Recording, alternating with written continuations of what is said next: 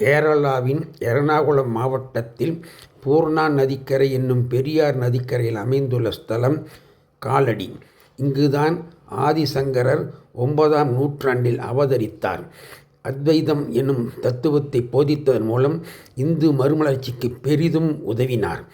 இங்கு உள்ள கிருஷ்ணர் கோவிலில் அவர் வழிபட்டார். அங்கு தங்க நெல்லிக்கனி பூஜை ஆண்டுதோறும் நடைபெறுகிறது.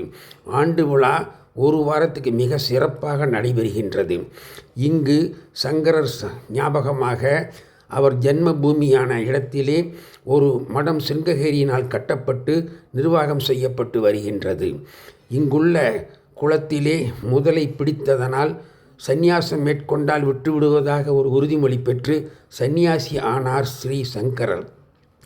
இங்கு அவரது நினைவாக ஒரு பெரிய ஸ்தம்பம் கட்டிடம் ஒன்று கட்டப்பட்டு அங்கு அவரது வாழ்க்கை நிகழ்வுகள் ஓவியங்களாக தீட்டப்பட்டு உள்ளன.